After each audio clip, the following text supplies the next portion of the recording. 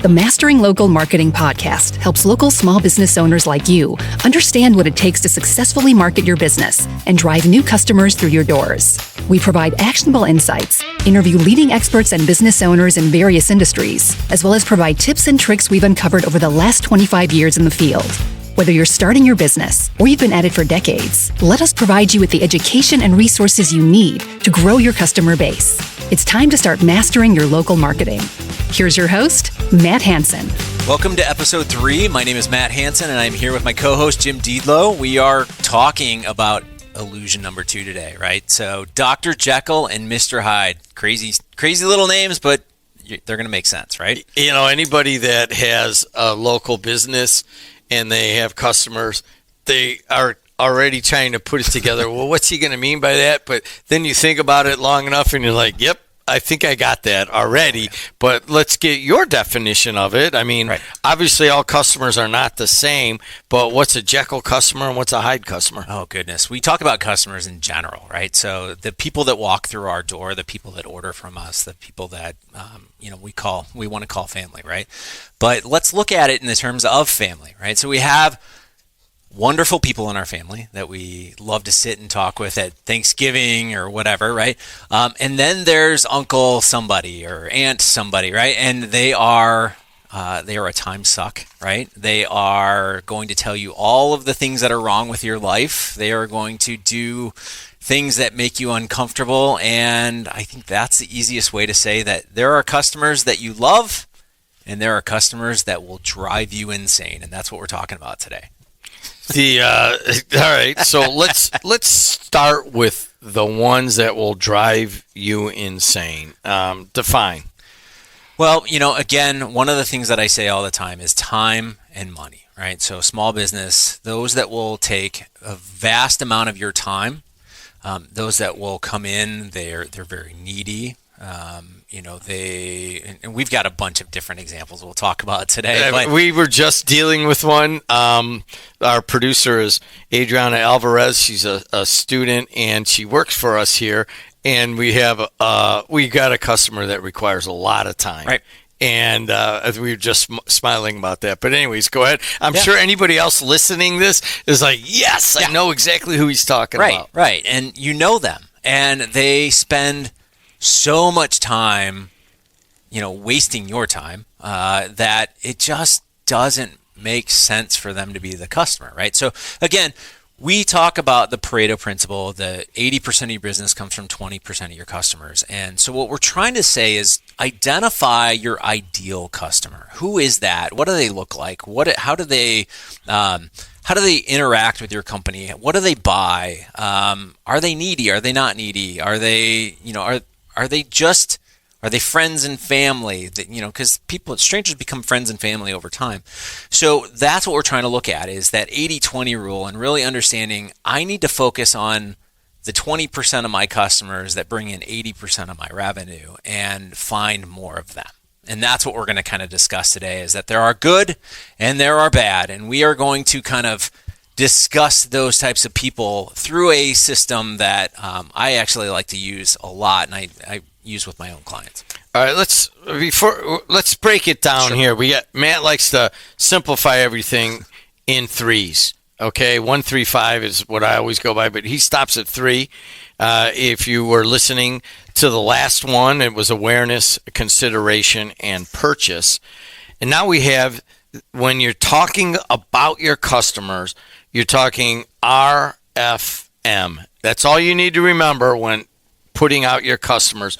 Start with that. Sure. So RFM is a simple model that we use, and it's recency, right? So how recent somebody was a customer that came in, purchased, dined, whatever it may be.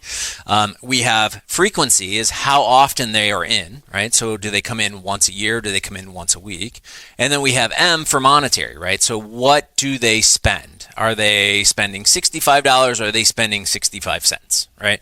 And that's really what we break it down, and we can start to look at different customers. And I thought instead of just kind of giving you this RFM model and breaking it down and, getting very technical with you, again, I like to keep things simple. So we're going to give you examples today that I've had to endure through clients or my own businesses, and kind of talk through those. So, why don't we start with recency? Does that make sense?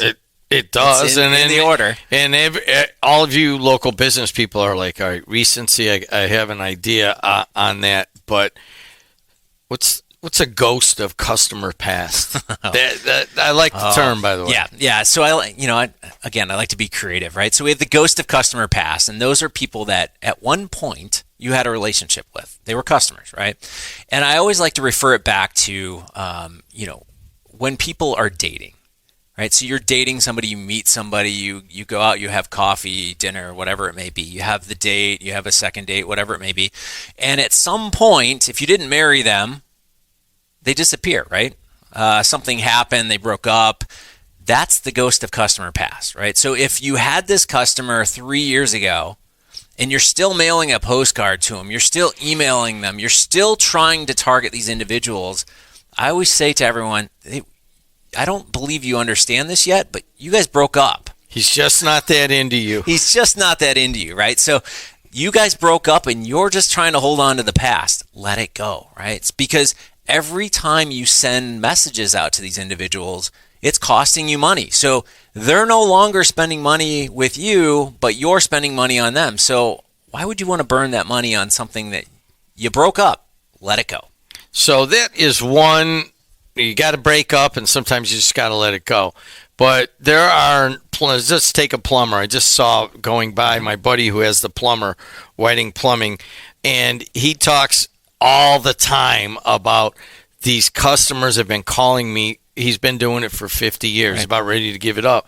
And he's just like, they want it in a certain way, they want me to come at a certain point of the day. They want me to talk to them a certain amount of time.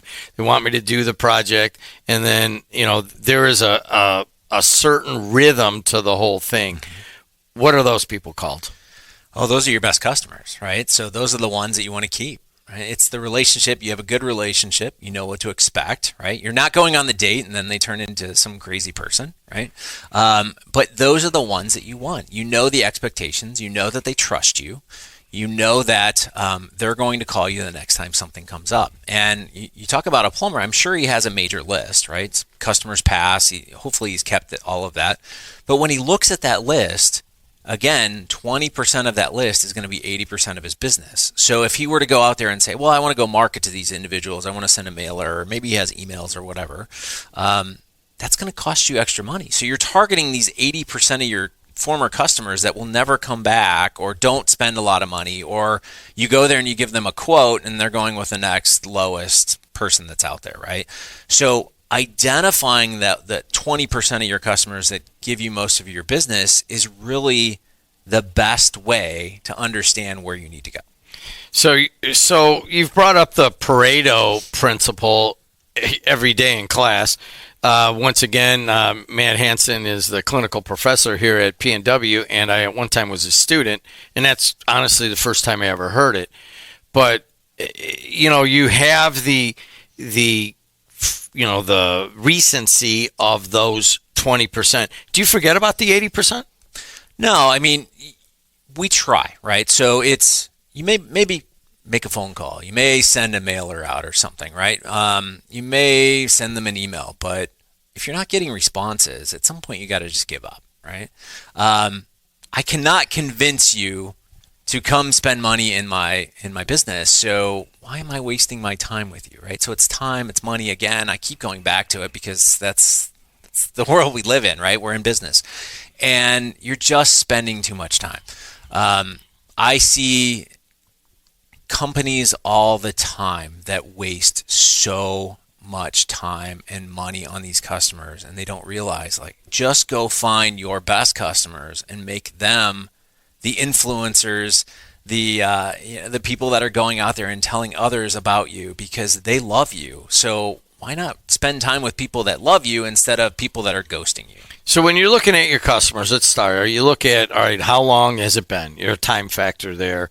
And do I need to break up or not break up? And you put the Pareto principle and you apply it to your list of 120 customers, and you wind up and you're like, dude, I got 24 customers where I get most of my stuff. All right.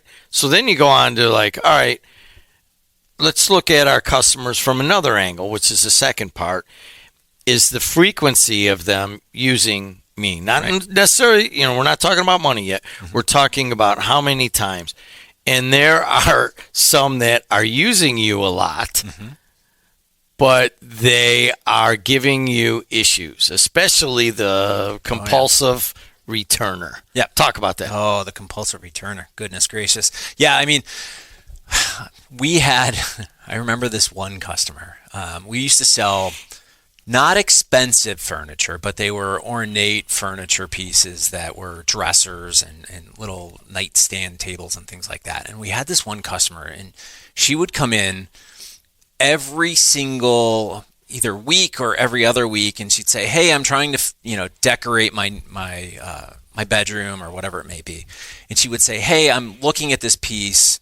I'd love to see how this looks in my house. And we'd say, okay, well, great customer. We're like, okay, yeah, sure. Take it home. Take a look at it. If it doesn't work, bring it back, right? We knew who they were. We knew where they lived, all those types of things. Week later, she'd come back with that. I'm going to try that one now. She'd go grab another one. And after 13 pieces of furniture, and it was like 3 months, right? Came back. None of these are going to work. So that's a bad situation, right? So we're trying to be nice. They're a great customer, but they're costing us an opportunity cost, really, because we could have sold those 13 pieces of furniture in the store, but they were gone. They weren't there, right? So how do you sell something that's not there? It's sitting in somebody's house. So how many of those pieces of furniture could we have sold during that time when she didn't buy anything, right? So that is a customer that you got to look at and go, all right, well, you're a great customer, but if you're not buying, and we'll get to that kind of in the monetary side of things, but if you're not buying and you're just taking our stuff and bringing it back, that's not a good thing either, right?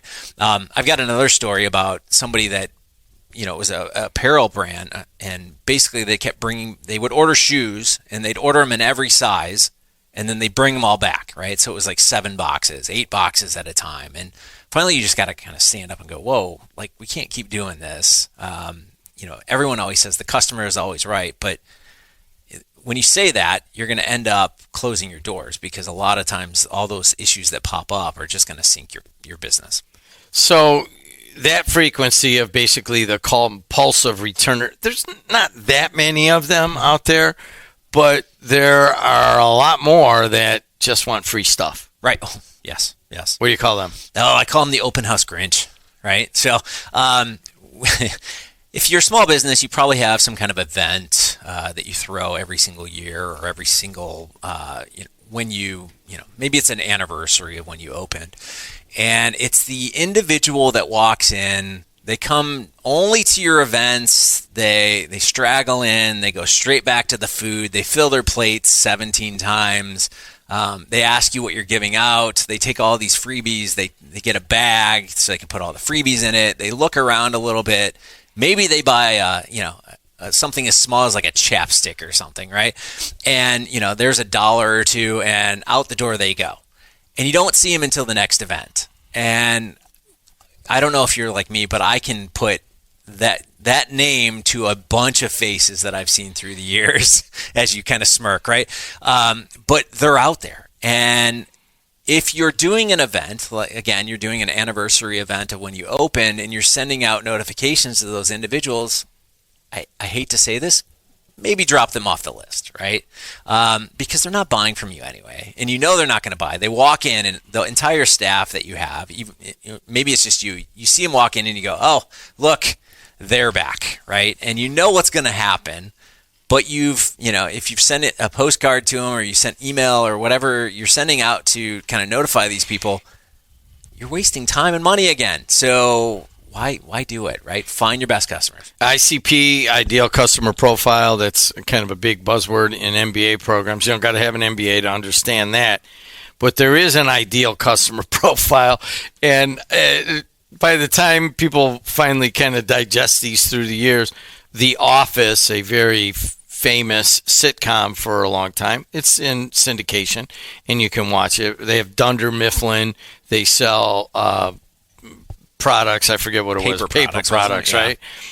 And Jim Halpert is the guy, and he has a customer that calls him once a year, and he has to stand by the phone the entire time because a guy calls up, gives him a order in like 10 minutes, writes up the order, and that is his half of his sales commission for the year. Right. So he had part of some of the sitcoms are about like the phones are down or somebody, there's some big hullabaloo head and he misses the phone call.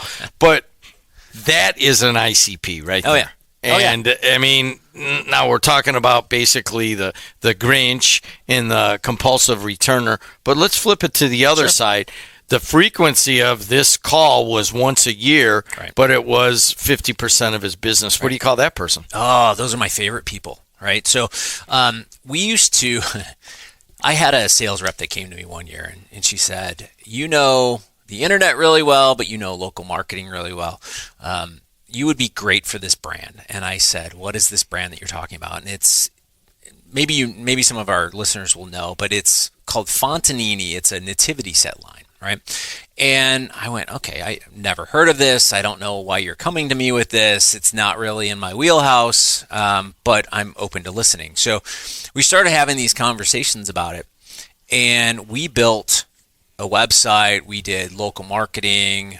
We were the only one in the area that carried this, and believe it or not, the collectors that came out of the woodwork was amazing, right? They had 200 and some pieces to this entire set, but every single year they would do new items, and they would award the top retail company that sells the most in an area, right? I think it was like 10 people or 10 stores in the United States every year would get one of the family members to fly in, and they would sign pieces, and it was this huge event.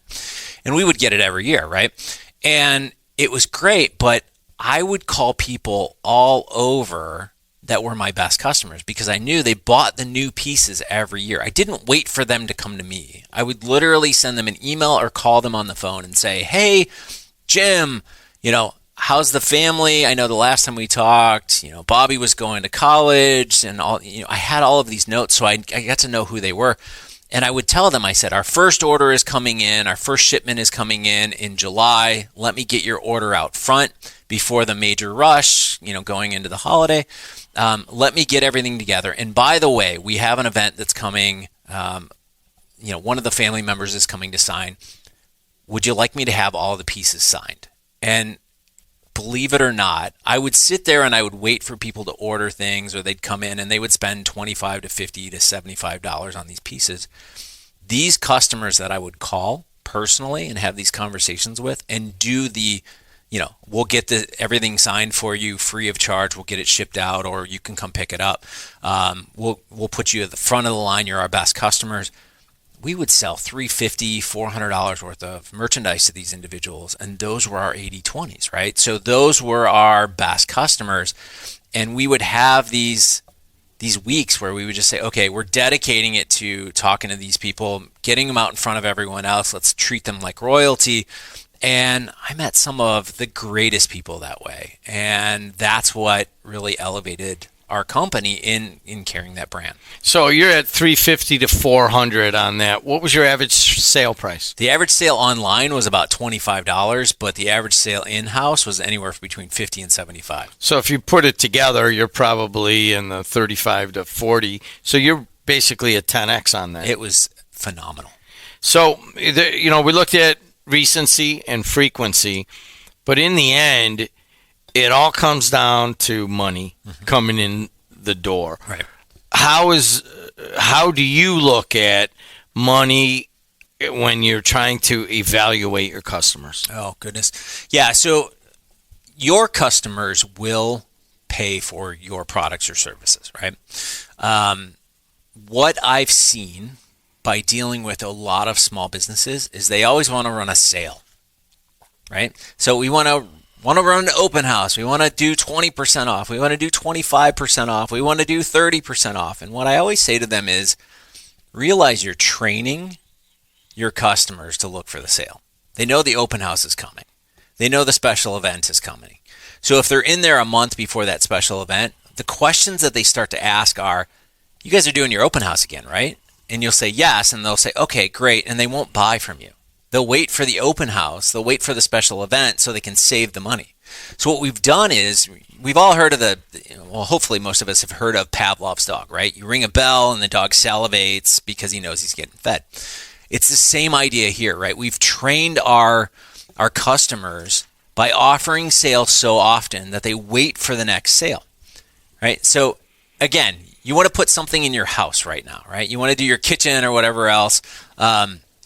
We've got Menards by us, and they run an 11% off sale all the time, right? And pretty much what has happened to Menards, it's a big, huge company, but now they run that 11% off constantly. It's very rare that they don't have that running because they've trained their customer base to look for the rebate, right?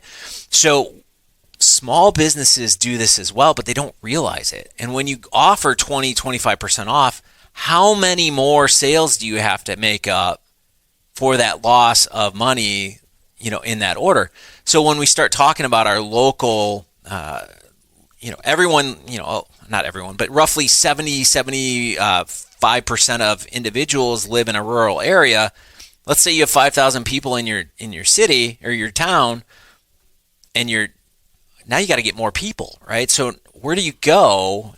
You've got the sale. So what I always tell people is, don't train them on the sale. Train them on the product, the service, the relationship with your business, and they'll come back. They'll buy from you because everyone wants to be treated well, right?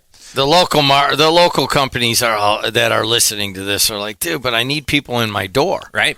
And if I offer 25% off, they come, right? But ultimately, your margins are way lower, and I understand that you're training your customer for the sale, and we basically quit doing it. It's just like it's always good value, but a lot of places you see, oh, hey, you go into a grocery store and you're not going to buy this can of green beans until it goes. I think right now they're at about $2.39. Here we are in 2025.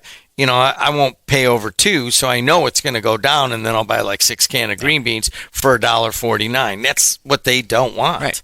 Well, and I hear this all the time. Everyone wants to compete on price, which means that there's nothing that is separating you from your competitors at that point. I said, so you want to be the Walmart is what you want to be. And they look at me funny. They're like, no, I don't want to be Walmart. And I said, well, Walmart, literally, it's all about price. So that's what you're saying. So if you're offering discounts over and over and over again, you've become Walmart of the local small business. So if you're comfortable with that, that's fine. But you're really not offering anything of value to those individuals for them to come in, right? So if obviously your food is not better than others, the products that you are, like I said, we had a home decor shop. We offered unique, one-of-a-kind things that nobody else could get anywhere else, and we would only buy 1 or 2 of them, right? So once they were gone, they were gone. And that's how you look to compete. You offer some other value outside of just discounts. It's not the only kind of bad money client. Right. Some people know how to work the system. Yeah. Talk about it. Man. Yeah, I've got a buddy of mine that's a painter, and we talk all the time about this. So, unfortunately for him, he's I don't want to say struggling to kind of get the business going, but there's a bunch of things that he could do a little bit better, right? And one of those is literally just a contract, right? So a clearly defined contract as to what these people are paying for and what they get. I hear the story over and over where he'll go and he paints a house, and then the next thing you know, somebody's tapping him on the shoulder and saying, hey, I was thinking, which he always knows what that means, right? It's like, I was thinking maybe we should paint this room as well, and maybe we should do this, and maybe we should do this. And by the time he's done, he's, the original quote that he had given was 25% of the job. He's been there for 3 weeks now, and they're not willing to pay but a couple $100 more for what they've done. So now he's he's having some problems getting paid, and like they just take. What he needs to look for is, again, building that contract, clearly outlining what it is, and if you add additional services, it's going to be this. But he needs to find the right customer, right? So the customer that just says, okay, I want this, this, and this, and you have those conversations, you build the client or build the contract, and you say, okay, it's going to take us 4 days to do this. We'll be out in 4 days. This is what we're doing, and then you're out. They may come to him and say, hey, I was also thinking we can do this. That's great. Let me get you another contract. But there are those pushy kind of like, well, no, you're here. Like, what's another few strokes of paint, to cover 1,200 square feet of a house, right? So we see that a lot. I kind of coach him through that all the time and say, you need a contract. You need to clearly define. And it's funny because I've become his 80-20. Literally 80% of his business comes from me and my circle of influence. So he's been just in my family. He's been to my cousin's house. He's been to my aunt's house. He's been all over, and it's kind of funny, right? So I always tell him, you've got to find people like me that can provide those references, and because he does a lot of landlord stuff. So he's got, the bad landlords, and he's got the good landlords, and all of that. There's not too many of those, actually, right. Good landlords. But so really you're getting to the final part here, the monetary, the good monetary. Right. We've touched on it from a lot of different angles. Certainly, you don't want the sales only person. Just simply, what would be the good monetary analysis? Yeah, it's mutual value. Right. So it's basically somebody comes in and they have we say need, want, or demand. Right. So needs are basic needs. I need to eat. I need, shelter, etc. We have wants, and then we have demands, which are set by dollar amount. Right. So as your income goes up, I get more demand, and things that I want to wear, things I want to drive, things, all things I want to do. When it comes to small businesses, if you come to me, let's say tomorrow a furnace goes out and I have 3 people that come out, and the first one is very pushy and this is what you need to do. The second one walks me through and says, here's the problem.